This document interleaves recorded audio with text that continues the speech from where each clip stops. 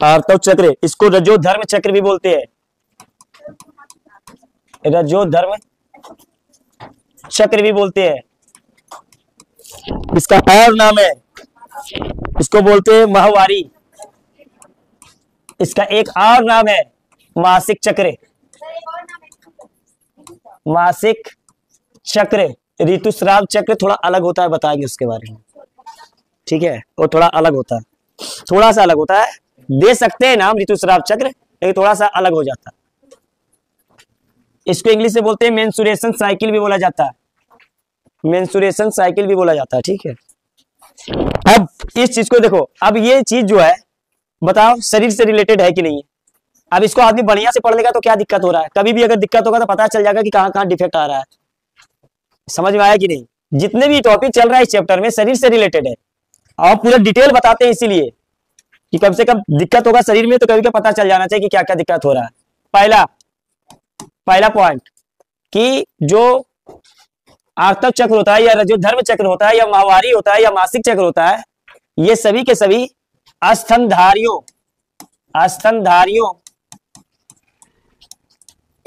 मादाओं में ये चक्र आता है, ये चक्र आता है। पहला पॉइंट तो ये हो गया, पहला पॉइंट ये हो गया कि ये जो आर्तव चक्र है या रजोधर्म चक्र या माहवारी या इसको बोलते हैं हम लोग मासिक चक्र, ये पहला पॉइंट तो ये है कि स्तनधारियों मादाओं में ये चक्र आता है। क्लियर है। दूसरा पॉइंट, ये जो आर्तव चक्र जिस अवस्था से गुजरता है, जिस अवस्था से गुजरता है उसे रजोदर्शन कहते हैं, उसे रजोदर्शन कहते हैं। जिस अवस्था से, 4 अवस्था से गुजरेगा। 28 दिन जो रहता है वो 4 पार्ट में बटा हुआ रहता है। मासिक चक्र हम बताए थे, लिखाए थे केवल कि कितने दिन का होता है, 28 दिन का। लेकिन वो 28 दिन का जो चक्र होता है, वो 28 दिन का चक्र 4 अवस्था से गुजरता है, ठीक है। तीसरा पॉइंट ये है, तीसरा पॉइंट जिस अवस्था से गुजरता है, अवस्था का मतलब हुआ 4 अवस्था भी आने वाला, ठीक है। तीसरा पॉइंट, ये 28 दिन का होता है। ये कितने दिन का होता है, 28 दिन का। ये चक्र 28 दिन का, 28 दिन का होता है। 28 दिन का मतलब ये फिक्स नहीं है, मुझ समय भी बताए थे, ये फिक्स नहीं है। किसी में 27 दिन, किसी में 29 दिन, क्योंकि हम लोग का शरीर पूरा का पूरा नियंत्रित करता है कौन, हार्मोन। आर्तव चक्र भी कौन नियंत्रित करेगा, हार्मोन। LH हार्मोन और FSH हार्मोन, यही दोनों हार्मोन नियंत्रित करता है। समझ में आया कि नहीं। तो ये हार्मोन पे डिपेंड कर रहा है कि किस समय हार्मोन का स्रावन अधिक हो रहा है और किस समय कम हो रहा है। अगर अधिक होगा तो 28 दिन कन्वर्ट हो जाएगा 27 दिन में या 26 दिन में, अगर कम होगा तो 28 दिन कन्वर्ट हो जाएगा 30 दिन में। बात समझ में आया कि नहीं। एक औसत लिया जाता है कि कितना होता है, 28 दिन का होता है, ठीक है। तो ये तीनों पॉइंट पहले लिखो, उसके बाद एक एक अवस्था हम लोग पढ़ने जा रहे हैं। इतना डिटेल से बताते हैं, बताओ, और इसमें भी याद नहीं रहता है। चौथा पॉइंट, आर्तव चक्र ये 4 अवस्था होता है, 4 अवस्था होता है। पहला अवस्था रजोस्राव अवस्था, दूसरा पुट्टिकीय अवस्था, दूसरा है पुट्टिकीय अवस्था।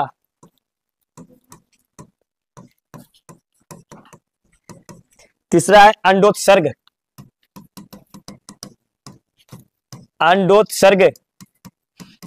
अवस्था, और चौथा है ल्यूटिकल अवस्था, ल्यूटियल अवस्था भी बोलते हैं इसको, ल्यूटियल, या इसको दूसरा श्रावी अवस्था भी बोलते हैं, श्रावी अवस्था। तो ये 4 अवस्था से गुजरता है, याद रखना। ये 28 दिन जो है ना, ये 28 दिन जो चक्र आता है वो 28 दिन 4 भाग में बटा हुआ रहता है, ठीक है। देखो अब ये चारों अवस्था जो है, ये चारों अवस्था, सुनो, ये अवस्था पहला 5 दिन, 1 से लेके 5 दिन तक ये अवस्था चलता है। शुरू का 5 दिन, जैसे 1 तारीख से स्टार्ट हुआ, मान लो किसी मादा के शरीर में, मान लो कि 1 तारीख से स्टार्ट हुआ मासिक चक्र आना, तो 1 तारीख से 28 दिन तक, 28 तारीख तक गया। तो शुरू का जो 5 तारीख है, 1 से लेकर के 5 तारीख तक, वो कौन सा अवस्था कहलाएगा? रजोस्राव अवस्था। ठीक है। उसके बाद 6 से लेकर के 13 तारीख तक, 6 से लेकर के 13 तारीख तक पुटकी अवस्था। ठीक है। और हम बताए थे उस समय भी कि 28 दिन का आधा दिन पे क्या होता है? अंडोत्सर्ग। मतलब 14वें दिन जो होता है वो कौन सा अवस्था कहलाता है? अंडोत्सर्ग। अब बाकी 15वां दिन से लेकर के 28वां दिन तक क्या होता है? ल्यूटियल अवस्था। समझ में आया बात? फिर से हम बोल रहे हैं कि जैसे मान लिया जाए कि कोई मादा है, उसको हर एक 28 तारीख को आर्तव चक्र आ जाता है। ठीक है। तो आर्तव चक्र जो 28 दिन का है वो कितने भाग में बटा हुआ है? 4 भाग में। पहला का 5 दिन, 1 तारीख से लेकर 5 दिन, वो तुम्हारा क्या कहलाता है? रजोस्राव अवस्था। उसके बाद 6 तारीख से लेकर 13 तारीख तक पुटकी अवस्था, और 14 डे मतलब 28 का आधा दिन पे अंडोत्सर्ग अवस्था, और बाकी 15 दिन से 28 दिन तक क्या होता है? ल्यूटियल अवस्था। क्लियर है? नाम याद हो गया? एक एक करके बात करें। चलो लिख लो, ये तारीख लिख लो सब।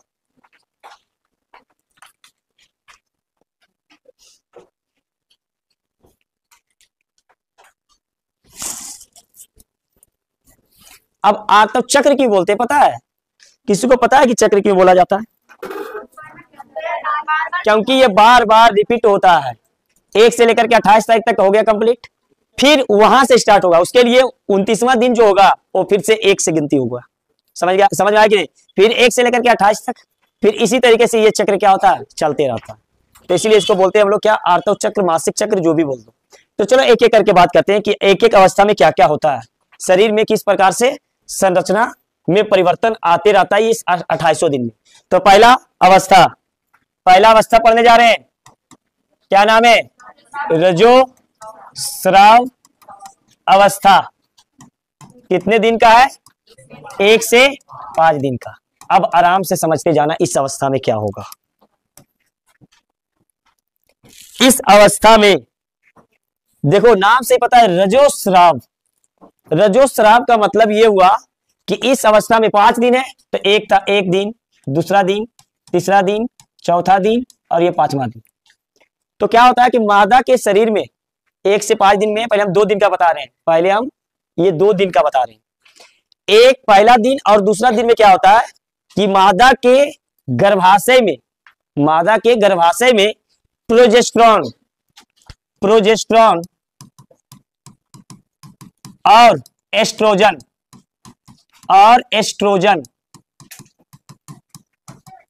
का स्तर घट जाता है। का स्तर क्या होता है? घट जाता है।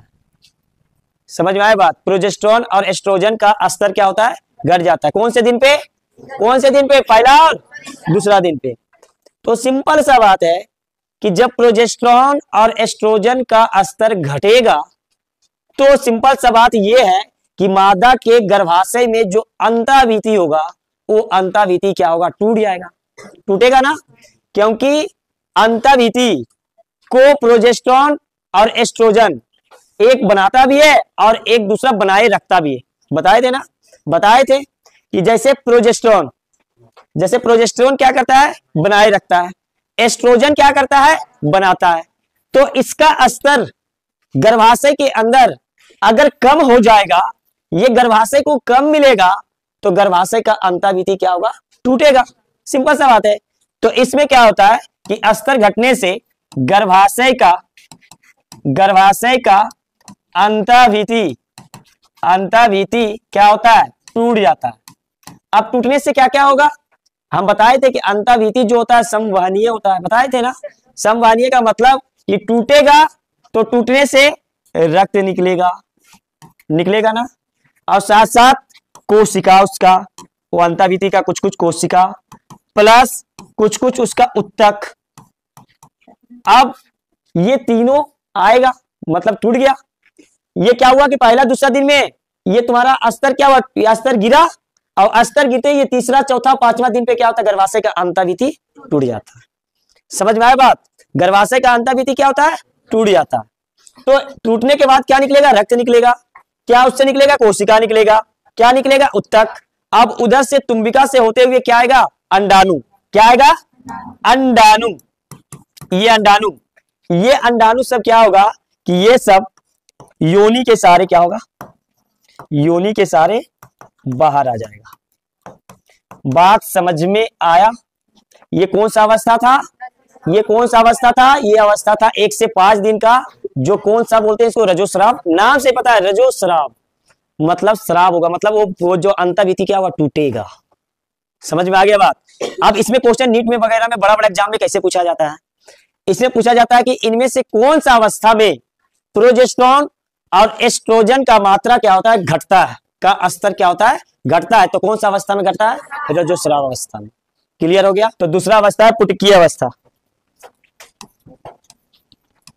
पुटकीय अवस्था, देखो इसमें कुछ नाम आ रहा है, पुट्टक पुट्टक ऐसा। अब पुटकीय प्रेरक हार्मोन कौन सा हार्मोन होता है? पुटकीय प्रेरक हार्मोन कौन सा हार्मोन होता है? एफएसएच। एफएसएच को हम लोग क्या बोलते हैं? पुटकीय प्रेरक हार्मोन। तो इस अवस्था का नाम है पुटकीय अवस्था। और एफएसएच भी क्या होता है? पुटकीय प्रेरक हार्मोन होता है। एफएसएच का फुल फॉर्म हम लोग लिख लेते हैं, एफएसएच। इसको बोलते हैं हम लोग पुटकीय प्रेरक हार्मोन। लिखा चुके हैं, देख लेना कॉपी में जाकर के, पुटकीय प्रेरक हार्मोन। अब इसमें क्या होता है, सुनो ध्यान से। इसमें क्या होता है कि थोड़ा सा एफएसएच का थोड़ा सा स्तर क्या हो जाता है? बढ़ जाता है। किस अवस्था में? किस अवस्था में? पुटकीय प्रेरक अवस्था में इसका स्तर थोड़ा सा क्या हो जाता है? बढ़ जाता है। थोड़ा सा स्तर बढ़ने के बाद क्या होगा? देखो ध्यान से, ये अंडाशय है, अंडाशय के अंदर ये क्या था? द्वितीयक अंडक था ना, ये द्वितीयक अंडक था। और इसमें क्या था? इसमें क्या था? ये पुटकीय कोशिका था, जिसको पुट्टक कोशिका ही बोलते हैं। ये एफएसएच का स्तर बढ़ते ही ये क्या करेगा? ये जाएगा पुट्टक कोशिका के पास, और पुट्टक कोशिका को कहेगा प्रेरित करेगा वो। और प्रेरित करने के बाद ये पुट्टिका का जो स्तर है, ये स्तर धीरे धीरे धीरे धीरे धीरे धीरे क्या होगा?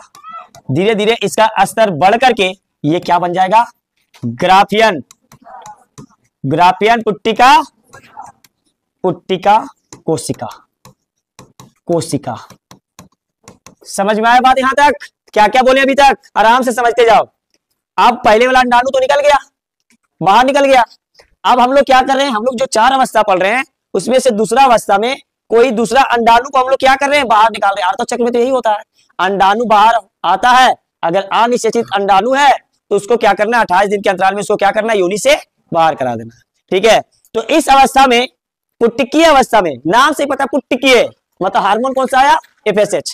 एफएसएच हार्मोन का थोड़ा सा स्तर इस अवस्था में, कहां से कहां तक? 6 से 13 दिन तक। इस अवस्था में एफएसएच का थोड़ा सा स्तर क्या हो गया? बढ़ गया। थोड़ा सा स्तर बढ़ने के बाद ये जो पहले एक स्तर बना हुआ था, जिसको हम लोग बोलते हैं पुटकीय स्तर बोलते हैं ना, ये धीरे धीरे इसको प्रेरित किया। क्या बोला? कि कोशिका को क्या करो? विभाजित करो, जल्दी से अपना संख्या क्या करो? बढ़ाओ। और इसका स्तर क्या बन जाता है? ग्राफियन पुट्टिका। अब क्या होगा? सुनो, यही एफएसएच इस ग्राफिकल पुट्टिका को बोलेगा। अब वहां पे क्या हुआ था? अंतर्भिति क्या हुआ था? टूट गया था, टूटा था ना। इससे पहले अवस्था में क्या था? अंतर्भिति क्या हुआ था? टूट गया था। अब अंतर्भिति को भी बनाएगा ना, अंतर्भिति को बनाएगा कि नहीं बनाएगा? तो अंतर्भिति को कौन सा हार्मोन बनाता है? कौन सा? एस्ट्रोजन। अब यहां से एफएसएच क्या बोलेगा? इस ग्राफिकल पुट्टिका को क्या करो? हार्मोन निकालो। तो कौन सा हार्मोन निकालता है ये ग्राफिकल पुट्टिका? कौन सा? एस्ट्रोजन। एस्ट्रोजन हार्मोन ये क्या करता है? निकालता है। और ये एस्ट्रोजन हार्मोन अंतर्भिति को फिर से क्या करता है? अंतर्भिति को फिर से क्या करता है? निर्मित करता है। तो इसमें 2 काम हुआ। ये 7 दिन के अंतराल में 2 काम होता है मादा के शरीर में। ठीक है, क्या क्या होता है? फिर से हम रिपीट कर रहे हैं कि यहां से पुटकीय अवस्था में एफएसएच का थोड़ा सा स्तर क्या हो जाता है? बढ़ जाता है, थोड़ा सा स्तर बढ़ता है। अब ये थोड़ा सा स्तर जब बढ़ता है तो इस द्वितीयक अंडक के ऊपर एक कोशिका का क्या रहता है? स्तर रहता है। इस कोशिका के स्तर को हम लोग क्या बोलते हैं? सबसे पहले पुट्टिका कोशिका। ये पुट्टिका कोशिका के पास जाकर के एफएसएच क्या करता है? उत्प्रेरित करता है, प्रेरित करता है। अब प्रेरित करता बोलता है कोशिका को क्या करो, जल्दी जल्दी विभाजित करो। तो जल्दी से विभाजित करके ये पुट्टिका कोशिका के स्तर से क्या बन जाता है, ग्राफिकल पुट्टिका कोशिका। ये पहला काम किसका है, किस अवस्था में, एफएसएच का।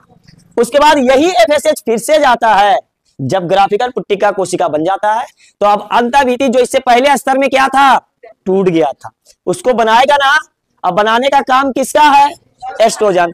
तो यहाँ पे फिर से जाता है एफएसएच ग्राफिकल पुट्टिका को और बोलता है कौन सा हार्मोन निकालो, एस्ट्रोजन हार्मोन निकालता है, जिससे अंतःभित्ति पुनः क्या हो जाता है, निर्मित। तो पुनः अंतःभित्ति क्या होता है, निर्मित हो जाता है। क्लियर है, समझ में आ गया। अंडोत्सर्ग, अंडोत्सर्ग अवस्था ये एक दिन का होता है, ये एक दिन का होता है, 14 डे मतलब आधा दिन, 28 दिन का आधा दिन पे क्या होता है, अंडोत्सर्ग। अब क्या होगा, खुद से दिमाग लगाओ कि ये था अंडाशय, ये क्या था, इसमें क्या था, द्वितीयक अंडक। अभी चारों तरफ क्या बना हुआ था, पुट्टिका कोशिका का स्तर था, जिसको हम लोग क्या बोले थे, ग्राफियन पुट्टिका कोशिका बोले थे। अब बताओ अब क्या होगा, ये अंडाणु बाहर आएगा, आएगा ना, ये अंडाणु बाहर आएगा।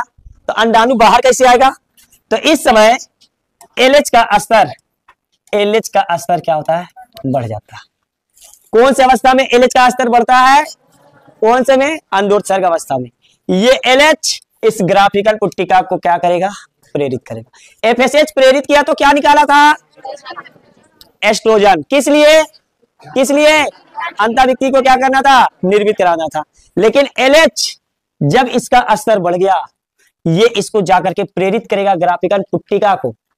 अब ग्राफिकल पुट्टिका प्रेरित होने के बाद अब यहां से अंडा, द्वितीयक अंडक, इसको तोड़ते हुए ये किधर आएगा, बाहर आ जाएगा। इस प्रक्रिया को हम लोग क्या बोलते हैं, अंडोत्सर्ग। अंडोत्सर्ग प्रक्रिया में क्या होता है, फिर से बोल रहे हैं कि अंडोत्सर्ग प्रक्रिया में एलएच जो हार्मोन है उसका स्तर बढ़ता है और जिससे द्वितीयक अंडक ग्राफिकल पुट्टिका और अंडाशय को तोड़ते हुए किधर आता है, बाहर आता है। इस अवस्था को हम लोग क्या बोलते हैं, अंडोत्सर्ग अवस्था, जो कि कितने दिन पे होता है, 14 डे, एक ही दिन का होता है, 28 दिन का आधा दिन पे। तो इसमें केवल एक ही काम होता है, एलएच हार्मोन का स्तर क्या होता है, बढ़ जाता है।